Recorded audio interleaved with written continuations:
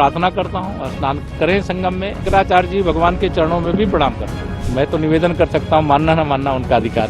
उनके ऊपर कोई हमला करना हो, जो ये ढोंगी घड़ियाली आंसू जो बहा रहे हैं पूज्य शंकराचार्य जी के मामले में, ये सब संतों के द्रोही हैं, हिंदुओं के द्रोही हैं। शंकराचार्य विवाद पर उत्तर प्रदेश के डिप्टी सीएम केशव प्रसाद मौर्य ने एक बार फिर तीखे बयान देकर सियासी और धार्मिक हलकों में हलचल बढ़ा दी है। केशव मौर्य ने साफ शब्दों में कहा कि वह शंकराचार्यों का सम्मान करते हैं, लेकिन कुछ लोग इस मुद्दे का राजनीतिक फायदा उठाने की कोशिश कर रहे हैं। डिप्टी सीएम ने कहा, मैं तो बस उनके चरणों में प्रणाम करता हूं, लेकिन कुछ लोग घड़ियाली आंसू बहाकर संतों के द्रोही बन रहे हैं। ये लोग सिर्फ राजनीति करना चाहते हैं। उन्होंने शंकराचार्य को लेकर चल रहे विवाद पर दो टूक कहा कि ऐसे लोगों को किसी भी तरह का राजनीतिक लाभ मिलने वाला नहीं है। केशव मौर्य ने शंकराचार्य से संगम स्नान करने की अपील करते हुए कहा कि आस्था और परंपरा का सम्मान होना चाहिए। उन्होंने कहा कि सनातन परंपराओं को लेकर राजनीति करना गलत है और इससे समाज में भ्रम फैलता है। डिप्टी सीएम ने विरोध करने वालों पर निशाना साधते हुए कहा, कुछ लोग सिर्फ दिखावे के आंसू बहा रहे हैं। ये संतों और सनातन परंपरा के द्रोही हैं। इनका मकसद केवल राजनीतिक फायदा उठाना है। केशव मौर्य ने 2047 का जिक्र करते हुए विपक्ष पर तंज कसते हुए कहा कि जो लोग आज इस तरह की राजनीति कर रहे हैं, वे आने वाले वर्षों में भी सिर्फ टकटकी लगाए बैठे रहेंगे। उन्होंने कहा 2047 तक ये लोग सिर्फ देखते रह जाएंगे, इन्हें कोई फायदा मिलने वाला नहीं है। वासियों को, दुनिया भर में बसे हुए भारतवासियों, आज यहाँ हमारे पुलिस के कई जवानों को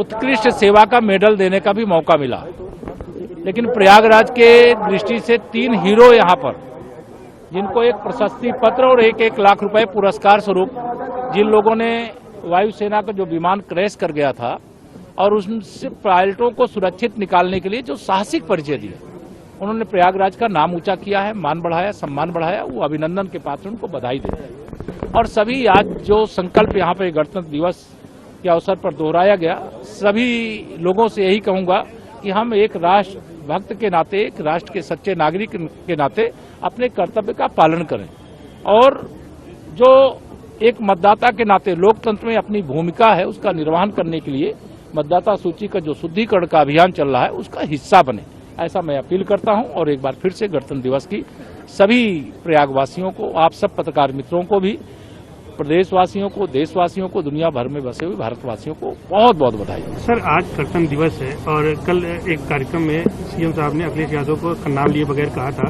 कि वो बबुआ 12 बजे उठते हैं और शिक्षा व्यवस्था पर उन्होंने कोई ध्यान नहीं दिया। उन्होंने पलटवार करते हुए कहा बीजेपी आज गणतंत्र दिवस की श्री अखिलेश यादव जी को भी गणतंत्र दिवस के अवसर पर मैं बहुत बहुत बधाई देता हूं, शुभकामनाएं देता हूं।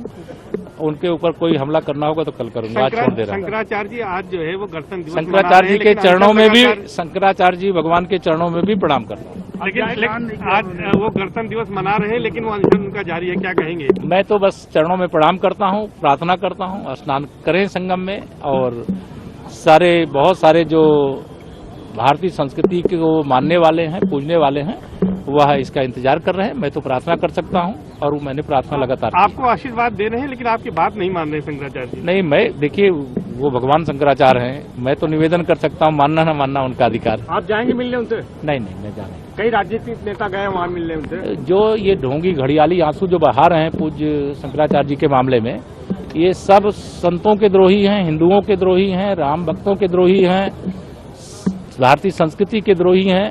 यह सोच रहे हैं कि इस प्रकार के किसी मामले से उनको राजनीतिक फायदा मिल जाए, वह मिलने वाला नहीं है। वह जरूर टकटकी लगाए बैठे रहेंगे, लेकिन 2047 तक टकटकी ही लगाए रह जाएंगे। राजनीति का अखाड़ा बना रखा है क्या इन लोगों ने? नहीं, वो जितनी उनकी समझ है उतना वो लोग कर रहे हैं, लेकिन इससे उन्हें कुछ हासिल नहीं होगा। डिप्टी सीएम के इस बयान के बाद शंकराचार्य विवाद एक बार फिर सियासी रंग लेता दिख रहा है। विपक्ष ने पहले ही सरकार पर धार्मिक मुद्दों को राजनीतिक फायदे के लिए इस्तेमाल करने के आरोप लगाए हैं। वहीं सत्ता पक्ष का कहना है कि वह आस्था और परंपरा के साथ खड़ा है और राजनीति करने वालों को जनता जवाब देगी। अब देखना होगा कि केशव मौर्य के इस बयानों के बाद शंकराचार्य विवाद पर सियासत और कितनी तेज होती है। Video desk, Amar Ujala .com।